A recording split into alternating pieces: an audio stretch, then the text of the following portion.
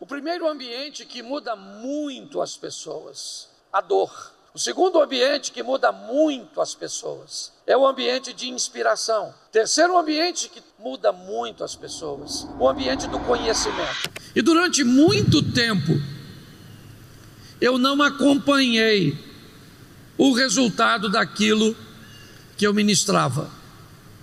Eu simplesmente chegava, entregava uma palavra e ia embora. Se foi bom, se foi ruim, se as pessoas gostaram, se não gostaram, se entenderam ou não.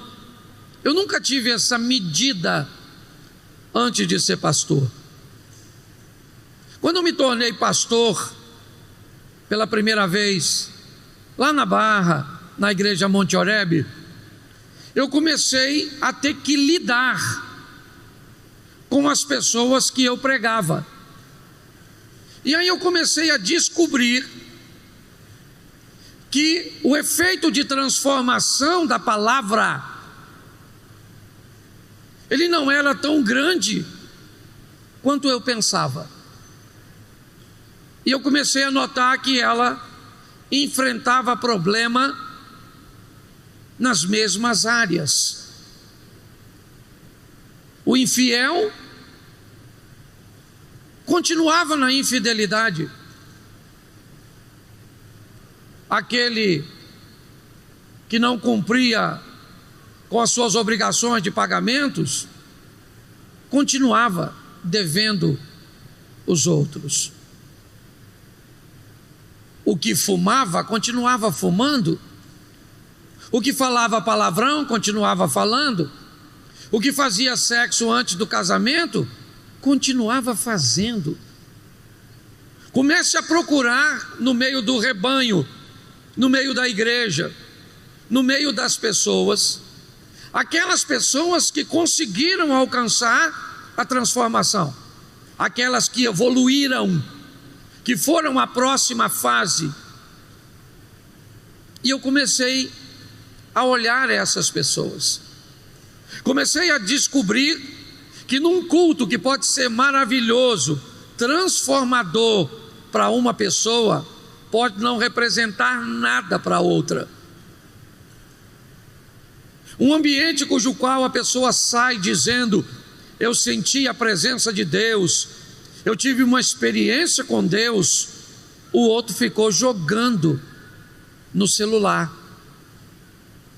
Eu descobri que a mudança tinha muito mais a ver com aquele que recebia do que propriamente com aquele que transmitia. Era uma decisão. Esposas saíam as mesmas de um culto onde outra saía transformada. Maridos saíam iguaizinhos onde outros saíam maridos extraordinários. O primeiro ambiente que muda muito as pessoas, a dor. Pessoas têm muita facilidade de mudar se forem expostas ao sofrimento.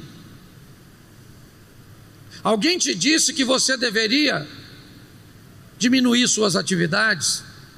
Alguém te disse que você deveria melhorar sua alimentação? Alguém te disse que você deveria desenvolver a prática de um exercício físico, mas você negligenciou todas essas informações, até que um belo dia você infartou.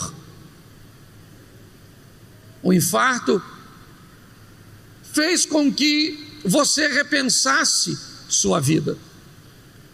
Então agora você faz exercício, come diferente, evita o estresse. Porque tem pessoas que para mudar precisam ser expostas à dor. Sua esposa te avisou: eu estou sentindo sua falta, eu preciso da sua presença, me dá um pouco mais de atenção, me dá um pouco mais de carinho. Mas todas essas informações foram educadas demais, não lhe causaram nenhuma dor e nenhum prejuízo, até que então apareceu Ricardo. Ricardo tem o tempo que você não tem, tem a atenção que você não tem, e quando você viu, sua esposa estava conversando, certo, na internet com outro homem, e agora então você quer um reposicionamento, agora então você quer uma mudança. Seu marido disse à senhora: meu amor, nós estamos muito distantes, nossa intimidade está muito espaçada, temos que ter um relacionamento íntimo num período mais curto. Mas a senhora tem dor de cabeça, dor na coluna, dor nas pernas. E quem apareceu? Jezabel. Jezabel não tem nem cabeça para doer, está sempre disposta. E aí então, mediante a dor ao sofrimento: pastor, eu amo meu marido, conversa com ele. A dor é um ambiente que algumas pessoas precisam dela para serem transformadas. Todas as vezes que alguém estiver sofrendo, antes de ajudar o sofredor, pergunte se esse sofrimento não tem a ver com uma mudança que essa pessoa precisa para ser transformada. É muito comum você ajudar alguém que precisa do sofrimento para mudar, porque você ficou com pena, e é só uma questão de tempo até você ver essa pessoa repetindo o comportamento novamente. É assim que funciona. O segundo ambiente que muda muito as pessoas é o ambiente de inspiração. Pessoas mudam quando recebem inspirações para mudança. A igreja usa muito isso. O que é um ambiente de inspiração? Um testemunho. Quando alguém sobe aqui em cima e conta como o Osias contou, que a Elaine foi curada de um câncer, você que tem uma doença, pensa: uau, eu também posso ser. Um ambiente de inspiração. Tem pessoas que, se forem inspiradas, elas deixam de fumar, elas abandonam a vida antiga. Os coaches vieram com experiências extraordinárias sem Jesus, oferecendo informações inspiradoras, histórias, até mesmo de enriquecimento. E eu posso dizer a vocês que eu escutei muitos caras, coaches, que disseram que enriqueceram e nem enriqueceram, mas mediante aquela inspiração que nem verdadeira era, fizeram com que pessoas mudassem sua postura administrativa, mudassem seu posicionamento, seus horários, e conseguissem mudar de vida por um ambiente de inspiração. Ambiente de terapias, Alcoólicos Anônimos e outros utilizam a inspiração, porque pessoas mudam quando são inspiradas a mudar. Terceiro ambiente que muda muito as pessoas: o ambiente do conhecimento. Pessoas também podem mudar se receberem ferramentas para mudanças. Às vezes as pessoas vão em determinados lugares, treinamentos, ambientes sérios, que as ensinam a administrar dinheiro, e elas continuam ganhando pouco, mas fazendo muito, porque aprenderam a lidar. Pessoas às vezes sequer são capazes de se conhecer, seus temperamentos, controlar suas emoções, e aí procuram pessoas de saúde emocional que lhe dão ferramentas. E essas ferramentas então fazem com que pessoas sejam transformadas. E esses ambientes mudam pessoas. Mas todos esses ambientes só vão conseguir mudar a pessoa se falarem além de seus ouvidos, se falarem ao seu coração. Quando uma dor conversa com o seu interior, quando uma inspiração atinge o seu coração, a mudança acontece. Por isso, muitas pessoas, talvez você já tenha dito a seu filho, eu já falei isso aqui, faz isso, faz isso, faz isso, faz isso, faz isso, centenas de vezes. Seu filho nunca fez. De repente ele foi num retiro e ele volta transformado naquela área, e você pergunta: o que aconteceu, meu filho? E você disse: o moço estava ministrando e ele disse que eu tinha que mudar. E aí você pensa: mas isso eu te disse durante anos. Mas você só conseguiu conversar com o ouvido e não com o coração. Eu preciso mudar. Pessoas mudam quando precisam. Eu quero mudar, porque tem gente que precisa, mas não quer. Eu posso mudar, e eu vou mudar.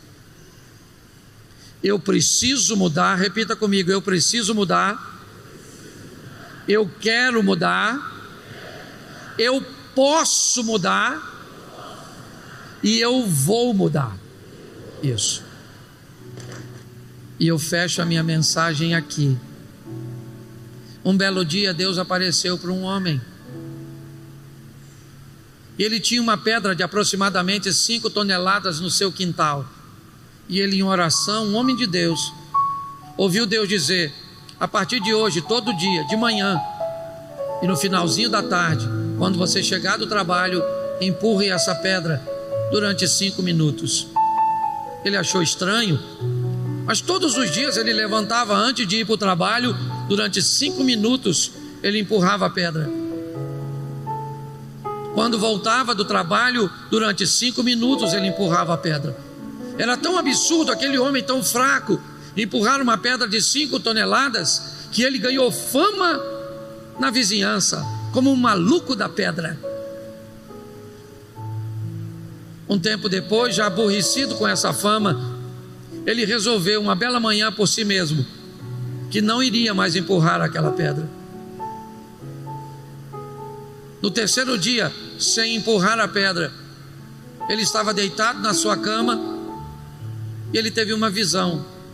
E na visão, um ser angelical perguntou a ele: você não está mais empurrando a pedra? E ele disse: não empurro a pedra porque ela nunca saiu do lugar, ela nunca se moveu. E aquela voz disse: levanta, vai até o espelho do seu quarto e tira a sua camisa. E quando ele tirou a camisa, seus músculos estavam diferentes, estavam bem definidos. De tanto empurrar a pedra durante aquele período, seus músculos se desenvolveram. E a voz disse a ele: eu nunca quis trabalhar a pedra, eu sempre quis trabalhar você. Eu não tenho compromisso com a pedra, eu tenho contigo. Se você pensa que a pedra nunca saiu do lugar, isso é verdade, mas olha como você ficou forte vivenciando tudo isso. 2026, pode ter certeza, não será um ano fácil, mas será um ano de crescimento para todos nós, um ano de empoderamento para todos nós. Vamos viver o que nunca vivemos na nossa família. Posso ouvir um amém? Vamos viver o que nunca vivemos em nossos negócios. Posso ouvir um amém? Vamos viver o que nunca vivemos no nosso relacionamento para com Deus. Amém? A primeira coisa que Jesus vai mostrar em suas palavras, em suas atitudes, é o reconhecimento do céu da prioridade do céu, de fazer a vontade de Deus, mas segundo, o reconhecimento da autoridade de seus pais, daqueles que estão sobre ele. Não se esqueça que ele é o próprio Deus, sendo cuidado por homens, por seres humanos. É o divino sendo cuidado por um indivíduo carnal, e ele não tem problema nenhum de obedecer a essa hierarquia. O texto diz, ele ficou quieto, foi para casa e lhe foi sujeito. Obedecia seu pai e a sua mãe. Talvez isso nos mostre porque ele foi bem sucedido. Talvez essa seja uma grande lição de Jesus para todos nós que muitas vezes não atentamos. Que uma das melhores maneiras de sermos bem-sucedidos nessa terra é obedecermos aos nossos pais. É o reconhecimento de autoridade. Você quer o segundo texto? Eu vou dar para você porque é rapidinho. Capítulo de número 3, verso de número 15. Agora ele tem 30 anos de idade. De 12 para 30, 18 anos depois, a Bíblia volta a falar, certo? De uma frase que ele disse. Mateus 3, 15. Mateus capítulo 3, verso 15. Jesus, porém, respondendo, disse-lhe: deixa por agora, porque assim nos convém cumprir toda a justiça. Então ele o permitiu. Preste atenção, porque novamente Jesus vai falar de autoridade. Ele agora tem 30 anos de idade, assume a maior idade na cultura judaica, e ele então agora vai caminhar até João Batista, que está batizando no Jordão. Quando Jesus se aproxima, João o reconhece. Aliás, João já o havia reconhecido quando o encontrou pela primeira vez. Assim que Jesus entrou na sua casa, no ventre de Maria, João o reconheceu ainda no ventre de Isabel. Quando João vê Jesus, Jesus vai até ele e João está batizando os outros. E Jesus vai até ele para ser batizado. E João fica desconfortável. João não quer batizar Jesus. Mas preste atenção, Jesus vai iniciar seu ministério. Ele já era alguém obediente a Deus, a autoridade de Deus. Ele já era alguém obediente à autoridade de seus pais. Mas a autoridade agora espiritual que Deus colocou é João Batista. Mais uma vez Jesus vai mostrar o que é o reconhecimento à autoridade. João diz: não, está errado, eu não posso te batizar. Mas Jesus disse: deixa por agora, é assim, João, porque assim nos convém cumprir a justiça. Deus colocou você neste momento sobre mim, e eu não tenho nenhum problema. Preste atenção. Hoje nós temos uma dificuldade tão grande de reconhecimento de autoridade. Hoje nós vemos tantas pessoas com tanta dificuldade de reconhecer a autoridade do chefe, a autoridade do patrão, a autoridade do mais velho, a autoridade do professor, a autoridade do pai, a autoridade do pastor, a autoridade do policial, a autoridade do político, a autoridade. Hoje nós vivemos uma crise de reconhecimento de autoridade. Somos cristãos, então vamos lá, vamos reconhecer a autoridade de Deus. Estou aqui tratando os negócios de meus pais. Tá bom, tratou, vamos embora para casa. Então tá bom, vou reconhecer a autoridade de meus pais. Não interessa se ele é Deus ou não. Aliás, nesse momento ele não é Deus, ele é um ser humano. E o que ele está nos mostrando com suas falas iniciais é que não havia nenhum desconforto nele em ser submisso a uma autoridade que está acima dele, fosse ela seus pais, fosse ela César, quem fosse. Jesus nunca teve problema, porque ele sabia quem ele era. E obedecer a alguém nunca o fez sentir menos de quem na realidade ele é. Hoje uma mulher não consegue ser submissa a um homem, um marido não consegue ouvir uma mulher que pode ser uma autoridade na vida dele ou do marido. Porque a Bíblia, ou melhor, a vida aproxima pessoas diferentes, que são fortes em áreas diferentes. Então, em algumas áreas, sua mulher será uma autoridade muito maior do que você, e por que não ouvi-la? Talvez em algumas áreas seu filho se torne, por exemplo, numa área, por exemplo, da... Como é que eu vou? Me ajude aí. Tecnologia.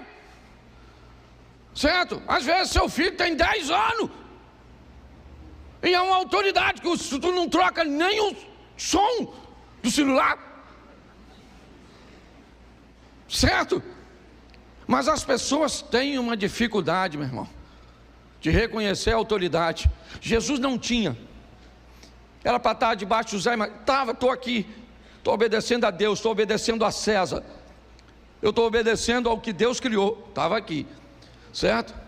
Que era, não precisa ficar, pode deixar, tá certo? Mas eu queria que você entendesse como ele começa falando. As primeiras frases de Jesus registradas na Bíblia têm por tema autoridade. Duas coisas que ele também vai dizer. Sua primeira frase em Marcos é Marcos 1,15. Eu acho que vale a pena também. Marcos 1,15. Vamos lá? E dizendo: o tempo está cumprido, o reino de Deus está, arrependei-vos e crede no...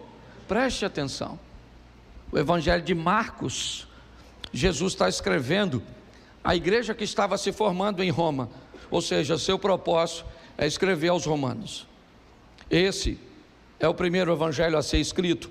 Pastor, se o primeiro evangelho é Marcos, por que Mateus vem primeiro na colocação e na formação do Novo Testamento? Porque Mateus escreve para os judeus, citando a linhagem, o sacerdócio de Jesus, e por isso Mateus vem primeiro. Já Lucas escreve para os gregos, já João escreve para todos os crentes que já tiveram um primeiro encontro com Jesus, que é através do evangelho de Marcos, de Mateus ou de Lucas. É só para esclarecimento, que isso aqui não vai te acrescentar nada agora. Mas preste atenção no que Jesus está dizendo em Marcos. Ele diz duas coisas: arrependimento e fé. A diferença entre arrependimento e remorso é que o arrependimento sempre vem acompanhado de conversão, remorso não. Eu quero colocar a palavra arrependimento. Jesus está dizendo em Marcos duas coisas, certo? Ele está dizendo para uma igreja que está em Roma. Então ele diz: vocês vão precisar de duas coisas: arrependimento e fé. Ele está falando de sua missão.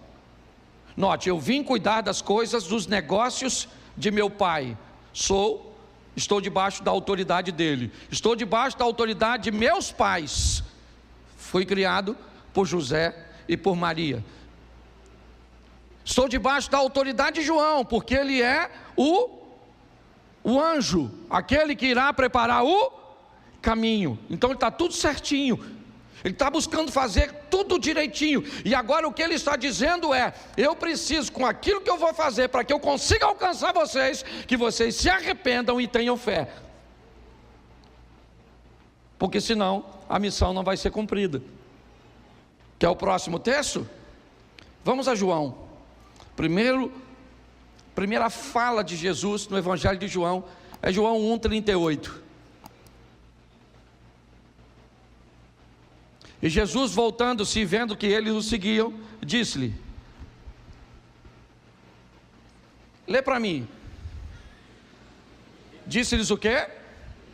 isso. Quando você vai ver a Bíblia, a única coisa que vai estar em vermelho é que buscais. Desse texto todo aqui que você está lendo, a única coisa que Jesus disse foi o quê? Que buscais. Só isso. No Evangelho de João ele está fazendo uma perguntinha, só. A primeira pergunta dele é: o que vocês estão buscando em mim? Note que em Marcos ele diz: arrependam-se e tenham fé. Mas agora em João ele diz: o que vocês estão buscando em mim? É cura? É libertação? Vocês estão querendo pagar uma dívida? Vocês estão querendo resolver um problema no casamento de vocês? Qual o motivo? Por que é que vocês estão me buscando?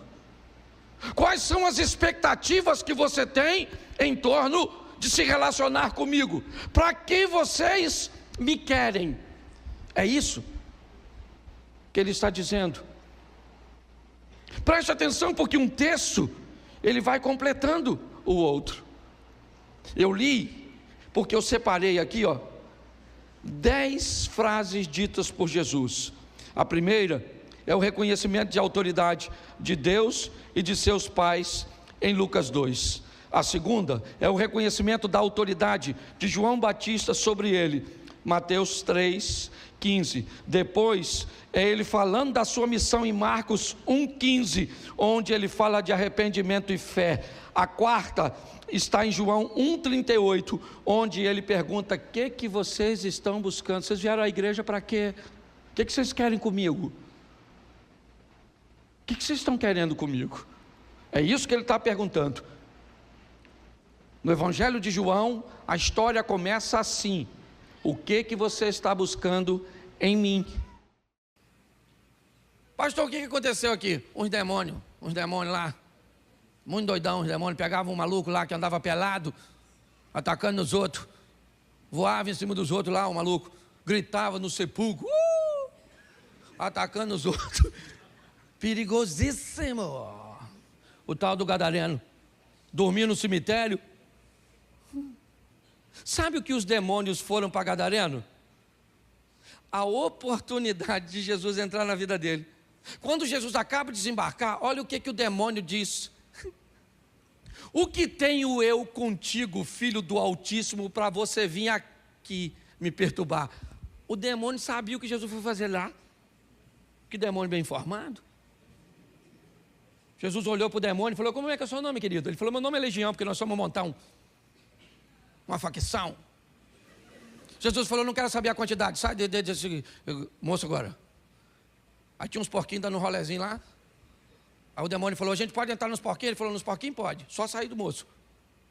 Entrou nos porquinhos, jogou os porquinhos dentro d'água, os porquinhos tudo sufocou. Aí quem é que chegou? Os caras que criavam os porquinhos. Ele falou: cadê os porquinhos que estavam aqui? Não tinha um montão de porquinhos aqui, golinha mesmo? E alguém falou: matador de porquinho, aquele lá, Foram lá e falaram para Jesus: você matou nossos porquinhos? Ele falou: não, foi suicídio. O senhor vai embora agora, vai embora agora, some daqui. Eu imagino o discípulo falando: acabamos de chegar, mano. Foi uma tempestade lá, um maluco aqui, quer ver que tem outra tempestade para nós voltar? Aí o ex-endemoniado falou: aí Jesus, falou uma coisa para tu, deixa eu ir contigo, poxa. Já estou vestidinho, pô. Deixa eu ir. Jesus falou: não vai rolar não, mano. Já estou com um pessoal aqui ruim. Mais um. Fala o seguinte: vai para a tua casa, vai para os teus e mostra. Não é fala, mostra. Vai, deixa eu ver como é que está essa tradução. Vai, anuncia-lhes. Vai, mostra para eles, com o seu estilo de vida, com o que eu fiz por você, quão grandes coisas fez o Senhor por ti e como teve misericórdia. Pronto, a salvação chegou para o endemoniado. Nas 10 cidades pagãs, lá do leste do mar da Galileia. Dá para você entender isso? Você volta um pouquinho, Atos dos Apóstolos, um carcereiro sendo salvo. Quer ir um pouquinho? O ladrão da árvore, o Zaqueu. Você quer voltar um pouquinho? A prostituta. Você quer ir mais um pouquinho? O Ciro. Me ajude, por favor. Leproso, Naamã. E hoje, pastor? Bom, hoje não tem Naamã, hoje não tem Raabe, hoje não tem Zaqueu, hoje não tem o carcereiro, não tem o gadareno. Quem tem aqui hoje é você. Porque finalmente a história chegou até você, para te dar uma oportunidade de tomar uma decisão que pode mudar a sua vida para sempre. Mas pastor, com a minha vida toda torta, está pior que a do leproso? Está pior que a dona aqui, da mulher peixe? Está pior? Hã? Está pior? Não está pior. Entendeu? Então, escute só. Eu gosto da igreja que eles vão entendendo devagarzinho. A gente fala, e eu já faço de propósito, que é exatamente para fazer você raciocinar. Não estou falando palavrão, não. Meu propósito aqui é fazer com que você entenda que sua mente é como um paraquedas. Para funcionar, tem que abrir. Para que você consiga ver o que Deus fez, faz e fará por sua vida, por sua casa, por sua família, pelos seus negócios. Ah, pastor, mas você não é a melhor opção. Por isso que a Bíblia diz que você não escolheu ele, foi ele que escolheu. Eu não era a única opção e nem a melhor opção que ele tinha. Ele tinha gente muito melhor do que eu, muito melhor do que você, mas aprove ele escolher eu e você e pronto. Quem não gostar, reclama na administração.